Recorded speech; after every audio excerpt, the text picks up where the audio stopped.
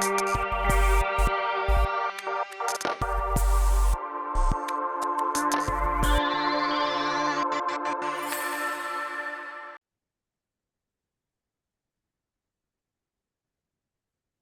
I would like to welcome Rick De Yampert again. He's going to discuss the solstice with regard to some other cultures. And whenever he's here, we learn something new and wonderful. So we're always glad to have him. Rick, please join us on the.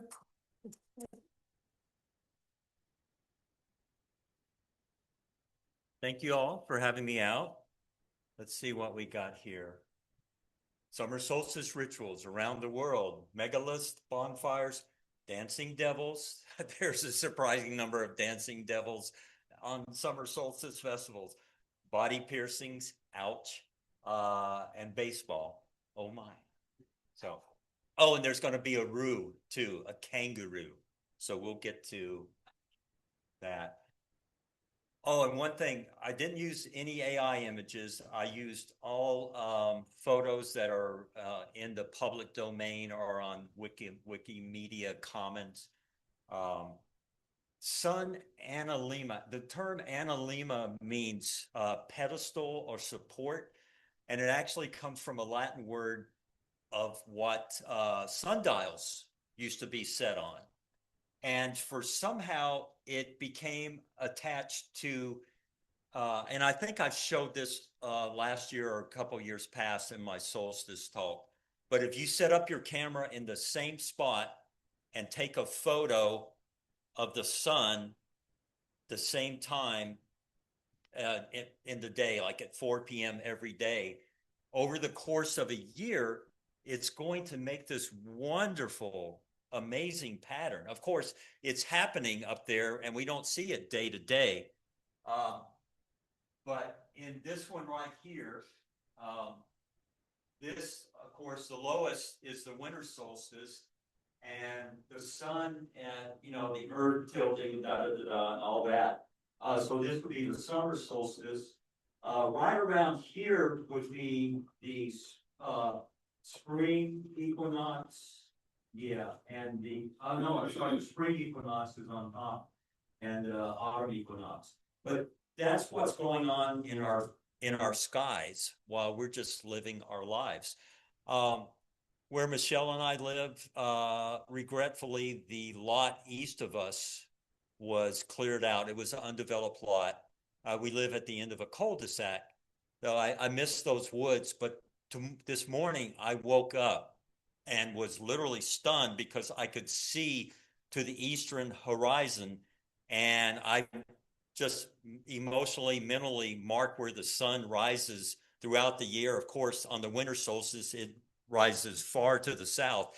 And I was kind of stunned at how far up to the north it was rising, because in years past, I wouldn't see it till it topped the trees. So that's the way the universe works. It will seemingly take something away, and then there's another moment of beauty that will replace it. Do we know the basic science of the solstices with this Earth tilted on its axis and its orbit around the sun is not a perfect circle? So right now, our friends in Australia, they're undergoing their winter solstice, and it's summer solstice up here. There's the roo. I just wanted to say a quick thing about, I don't know if it's every culture and religion and nationality, but there are so many sun myths, so much sun mythology. And I just picked out one from the Aborigines of Australia. Usually the sun is seen as masculine, but not always. So there's Aborigine tribes in Australia where the sun is female. And in their mythology, she takes a trip across the sky each day, and at night she descends into the underworld, into the earth, to spend time with her lover. And then when they part in the morning, her male lover gives her the skin of a red kangaroo, which is sacred to the Aborigines. So just a reminder that there's so much mythology about the sun, and it's not always the providence of, we patriarchal types. Summer solstice at Stonehenge. Are we all pretty familiar that this is kind of a cray-cray summer solstice ritual? People gather there, in modern times. I keep reading different things. I don't know if you can go out among the stones. Debbie's shaking her head no. Yeah. And why? Because Yahoo humans would climb up and, climb on the stones. So I'm not sure when this photo was taken. One thing I found interesting, Stonehenge is a circular monument, and it is aligned to the seasons. On the summer solstice, the sun rises to the left or the right of what's called the heel stone, Heel. Archaeologists theorized that there used to be another one, and that on the summer solstice, the sun would rise between the two. But as you can even see in this photo, which was taken around sunrise, it's undergone, who knows where. That's not the complete Stonehenge. It was built in 2500 BC, before Common Era BCE. Archaeologists are not certain how it was used by the ancients. They know it was aligned to the seasons. They suspect that people gathered there at the solstices, but they honestly just don't know for sure. The Oak King versus the Holly King. This is mythology related to me and my fellow pagans. It's the idea that the Oak King rules the earth from December 21st through June 21st, the summer solstice. Then the Oak King and the Holly King do battle, and the Holly King rules from the time. We do know that the days start getting shorter tomorrow. So the Holly King rules from late June until the winter solstice. They battle again, and then the Oak King is going to win during the winter solstice, and on and on. This does not go back to antiquity. It goes back to like the 70, 80 years ago, as far as our modern pagans now are concerned. There are older myths and tales about the seasons being in battle. So that does go further back to antiquity. But as far as our modern pagans and Wiccans and witches are concerned, this is a relatively new metaphor for the change of the seasons. And I get so disappointed in my fellow pagans sometimes when we kind of get the idea that this stuff is ancient knowledge and it's kind of a new creation. So, La Patum de Berga, Catalonia, Spain. What's going on with this? It is the next several celebrations I'm going to talk about. There's a conflation among Christian celebrations and myths and ancient pagan. By pagan, I mean basically in this case non-Christian and indigenous practices. So that word patum is onomatopoeia. It refers to the drum sound that will happen in this celebration in the Catalonia region of Spain. Now, let's see. Well, we'll get, okay, I went too far ahead. But in this celebration in Spain, they have all these masks. They have masks of gestures. They have dancing devils. They have 100 or 300-year-old masks that represent noblemen from the past. And it's tied into Corpus Christi, which is the Catholic celebration about celebrating the body of Christ being present in the Eucharist. But yet it's mixed up with all this pagan and indigenous celebration. So it's kind of strange in that it used to be the emphasis was on change of the seasons, celebrating the power of the sun, da da da da. And then when the Catholic influence came in, and I'm not knocking this, but it became a good versus evil kind of thing. Speaking of which, the holly and oak king, that's not a good versus evil thing. It's just the transition of time. So this kind of has that connotation, but you can see they're having a hell of a party there. I don't know who that dude is. Is that from Sesame Street, the green dragon dude? And now that's a German term, Hers Jesu. Anyway, in Tyrol, if I'm pronouncing that correctly, Austria, not Australia.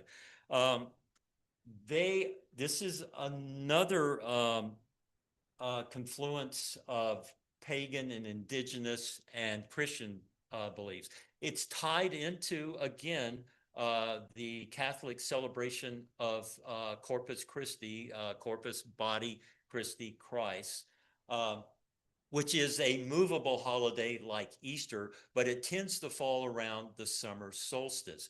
So from my readings and what I've known, in this area of the Alps, Austria and the border of Italy, for centuries, there have been bonfires lit on the summer solstice. And then in the 1790s, with Napoleon's armies threatening the area, the people of this region got together and decided to dedicate or honor the Sacred Heart of Jesus, which is what that German term means. And so what they started doing on these bonfires, the Christian cross and the heart, and I don't know if you can tell that, but that's a pretty good bonfire. When I say bonfire, they're setting up small fires of the thorn of crowns on Christ. I don't know if you can make that out from where you're sitting. So around the summer solstice, bonfires celebrating the power of the sun, the change of the seasons, and then this part of it honoring their dedication to Christ. Napoleon's army did not conquer them, but however, in about a decade later, this region was conquered by, I forgot the name of the other tribe, Bavaria. So let's get to some more. Oh, sorry. Let's see. More Dance of the Devils. In Colombia and Venezuela, there's a number of celebrations where, again, it's kind of tied into Corpus Christi, but it's also another area, region of the world where all these cultures are co-mingling. And so the devils, at one time, this celebration would honor the nature spirits. There's one in Colombia, on the coastal area of Colombia. Again, the idea of good versus evil has come into this celebration. And yet, from the literature on it, says it's a joyous celebration. It's not like, oh, we've got to cast out the devils. This is horrible, horrible. It's celebratory. And again, you've got the indigenous Native Americans from that part of South America and Middle America, and you've got the Christian influence, you've got the Spanish influence. So it's all this amazing amalgam of cultures. And again, this kind of falls around the summer solstice. So it's the summer solstice celebration, and it's got the Christian element. And I love that mass. Oh, man. Oh, oops. Let's see. Where are we? Are any of you familiar with the Sundance of the Lakota Native Americans of the Midwest?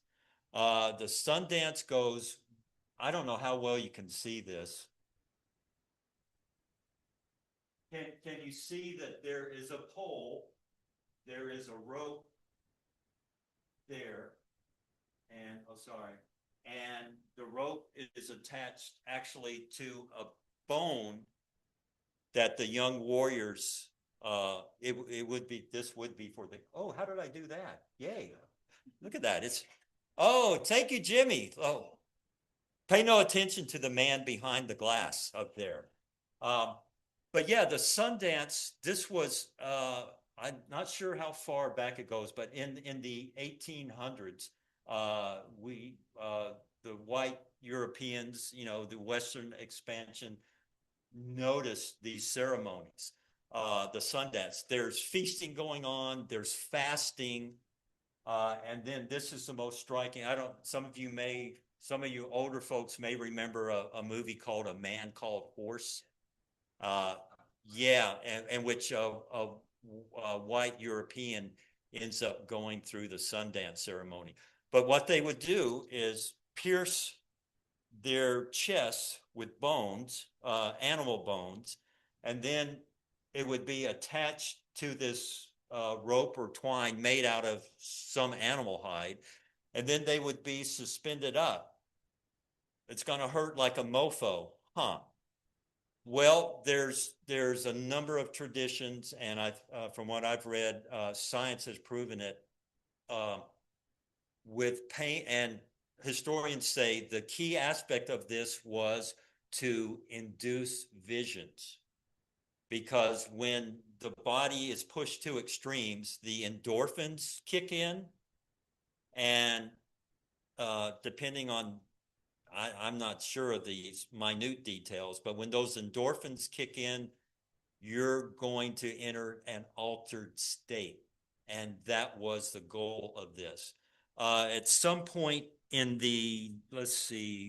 in 1904, the Sundance was outlawed by the US government. Why? Because the white Europeans who were running the country and conquering the native peoples had no freaking concept of the mind, body, spirit connection. And yet these people did. Now I could never go through the Sundance. I'm a big baby. No matter what visions it brought, I alter my consciousness through music and other means. But anyway, it was banned because it's like, oh, these ignorant savages are, mutilating themselves and they don't know any better. So we have to set them straight. However, in 1978, under President Carter's administration, they passed the Congress passed the American Indian Religious Freedom Act, granting Native Americans the right to worship in their own ways. I honestly don't know if the Sundance is being practiced, this aspect of it, these days. Oh, and of course, I should have said, this happens around the summer solstice is when they usually do this. So we'll move on. Oh, baseball. In Alaska, in Fairbanks, Alaska, they have the Midnight Sun Festival. And, oh yeah, since 1906, they've been playing a baseball game that starts like at 10 p.m. And the gig is you can't have any artificial light. So they play under, it's, the land of the midnight sun.